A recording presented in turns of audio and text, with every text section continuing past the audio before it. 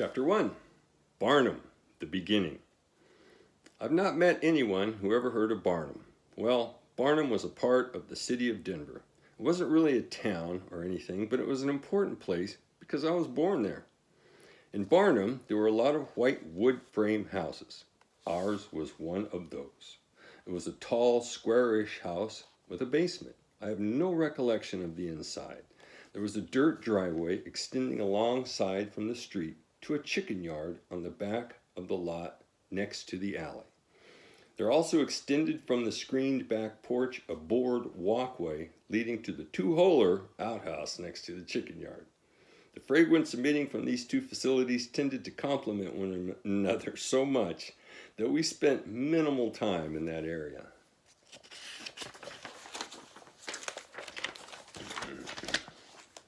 An incident I do not remember took place during my first Christmas season.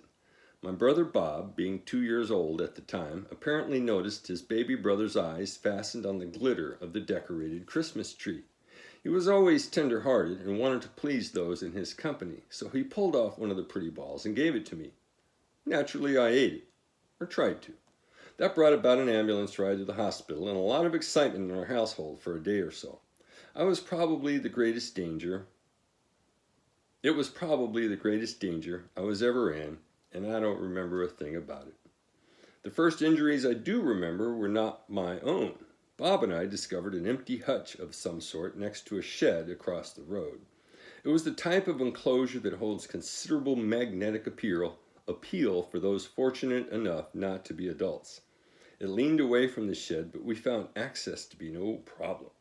Once we entered and were fully engrossed in being caged animals, the angle of our cage became a problem. It lurched forward and rolled, pinning my brother. I was immediately out and in a panic, which greatly increased when I saw blood on Bob's face.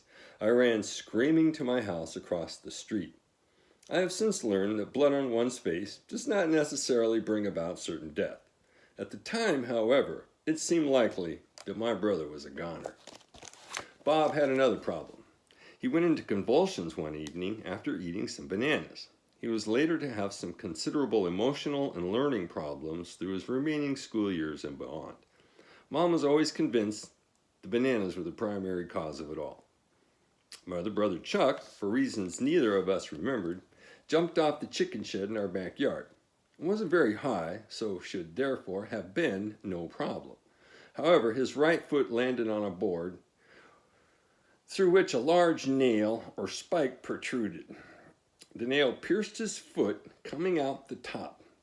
Our Aunt Zola was visiting from Kansas City. She was a take-charge person, and she made sure he received the needed treatment. Chuck experienced no permanent injuries or problems from the injury. There was a house down and across the street where a lady lived who made cookies. This was worth checking out. I stepped up on the porch where I found that the door was open, but the screen door was closed. I knocked timidly and was greeted by a roar the likes of which I have never heard.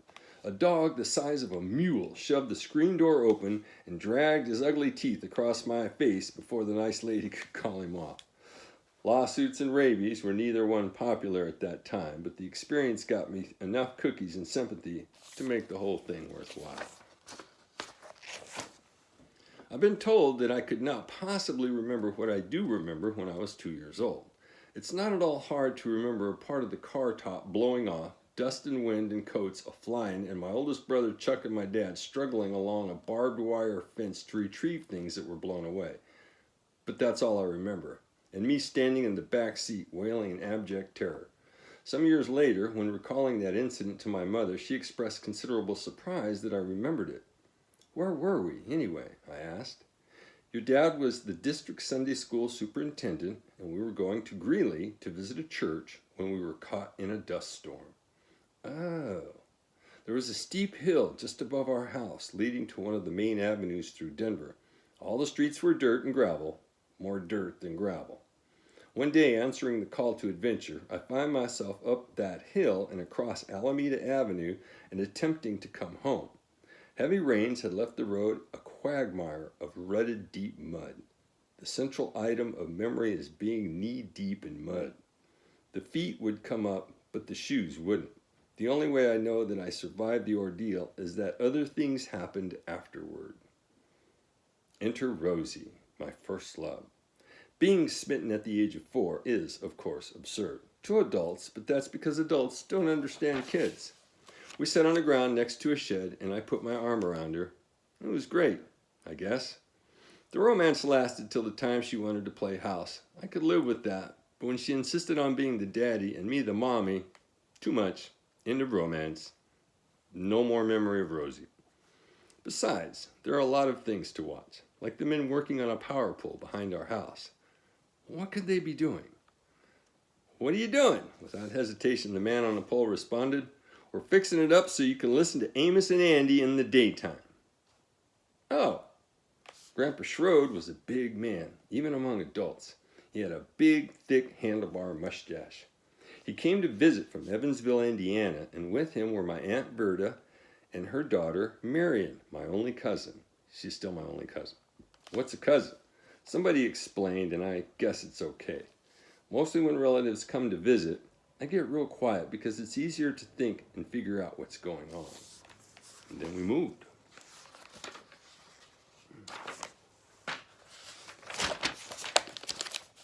The house in the 3500 block on Garfield in West Denver was a very modern brick home with a garage attached to the house. The only reason I'm able to describe it at all is I've seen a snapshot with me and my dad next to it. I have no memory of the place, and the simple arithmetic of time to the next house tells me we were there less than a year. Apparently nothing significant happened when we lived there, or I would remember it. My hunch at this writing is that my dad's eyes were bigger than his wallet, and he could not really afford the rent. And we moved. Somewhere about 4300 block of North Sheridan Street in northwest Denver, barely within the city limits, stood a narrow, dark gray frame house closely neighbored by other similar houses. This was to be our new home, at least for a year or two. I guess Dad thought we could better afford this one. Funny thing about being a kid, you're just sure it will never change.